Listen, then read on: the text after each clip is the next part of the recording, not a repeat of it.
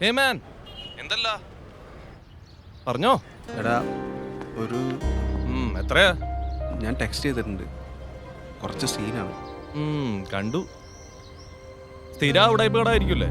ആടാ പറ്റിപ്പോയി. ഇത് ഞാനിപ്പോ ഇട്ടേക്കാം. താങ്ക്സ് ഡാ. പിന്നെ ഇവിടെയും കാര്യം സാമ്പത്തികമാണ്. ഇനിയും പോയി ചാടല്ലേ. ചാടും, എത്ര നാണം കെട്ടാലും. ഉപകാരമുള്ളതും ഉപദ്രവമാകുന്നതുമുണ്ട്. ഡെറ്റ്, കടം.